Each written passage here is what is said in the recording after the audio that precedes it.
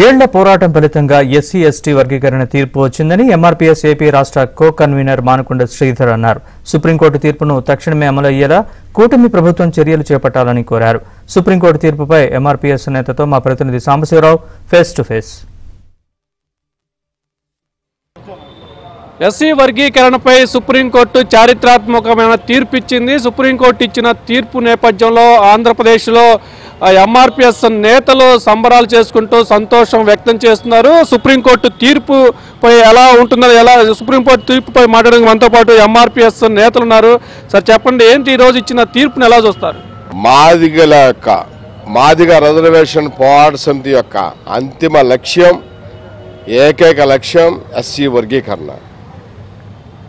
SC వర్గీకరణ ప్రధాన లక్ష్యంగా 30 సంవత్సరాల యొక్క ఉద్యమ ఫలితం ఈరోజు సుప్రీంకోర్టు ద్వారా రావడం చాలా మాకు ఆనందదాయకంగా ఉంది, హర్షిస్తూ ఉన్నాం.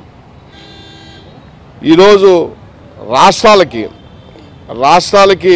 ఇచ్చి ఏ రాష్ట్రంలో ఆ రాష్ట్రం వర్గీకరణ చేసుకోమని సుప్రీంకోర్టు ఇవ్వటం అనేది చాలా సంతోషకరమైనటువంటి వార్త.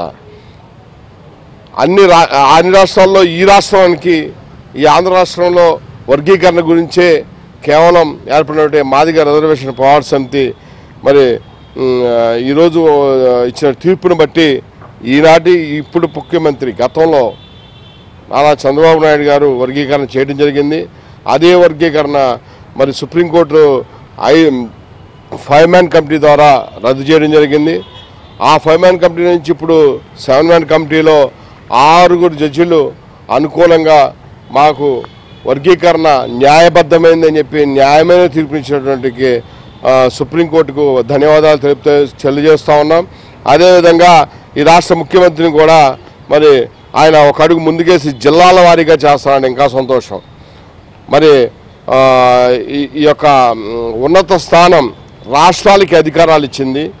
రాష్ట్రాలకి అధికారం ఇవ్వటమే కాకుండా ఒక అడుగు ముందుకేసి ఇక్కడ ముఖ్యమంత్రి మరి జిల్లాల వారీగా చేస్తారని చాలా సంతోషం.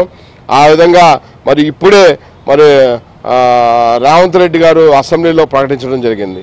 ఈ వర్గీకరణ విషయంలో మేము ఇప్పుడు జాబ్ నోటిఫికేషన్లు ఇస్తూ ఉన్నాం, ఆ నోటిఫికేషన్లో కూడా వర్గీకరణ అమలు చేస్తామని చెప్పారు. మరి ఇంకా ముఖ్యమంత్రి ఇంకా స్పందించకపోవడం మరి ఆయన పర్యటనలో ఉన్న భాగంగానా ఏమో తెలియదు, కానీ ఈ రాష్ట్ర ముఖ్యమంత్రి కూడా వెంటనే స్పందించాలని చెప్పి గుర్తు చేస్తున్నాం. సుప్రీంకోర్టు ఇంకొక ఈ తీర్పుతో పాటుగా ఒక మంచి నిర్ణయం ఇంకొక విషయం చెప్పింది. ఎవరైతే వర్గీకరణ విషయంలో ఉన్నత స్థాయిలకు వెళ్ళారో వాళ్ళ యొక్క కుటుంబాలకి వర్గీకరణ అవసరం లేకుండా కూడా ఒక మంచి నిర్ణయం తీసుకుంది. అంటే వర్గీకరణలో ఒక ఐఏఎస్ ఐపీఎస్ అయిన తర్వాత ఆ కుటుంబాలకి వర్గీకరణతో అవసరం లేదని చెప్పి ఆ విషయాన్ని కూడా సుప్రీంకోర్టు చెప్పడం అనేది చాలా సంతోషకరం.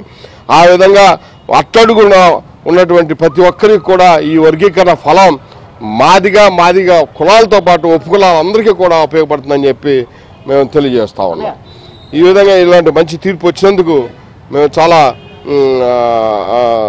ఆనందంగా ఉంది.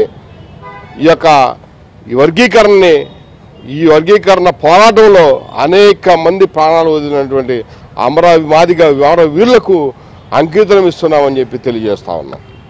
ఇది మొత్తానికి ఎన్నో ఏళ్ల పోరాట ఫలితంగా ఈరోజు సుప్రీంకోర్టు తీర్పు రావడం తమకు ఎంతో ఆనందంగా సంతోషంగా ఉంది. ఈ తీర్పుని ఎంఆర్పీఎస్ అమర వీరులకు అంకితం చేస్తున్నామంటూ కూడా ఎంఆర్పీఎస్ నేతలు అయితే చెప్తున్నారు. ఇది మొత్తానికి సుప్రీంకోర్టు ఇచ్చిన చారిత్రాత్మక తీర్పుపై ఎంఆర్పీఎస్ నేతల హర్షాన్ని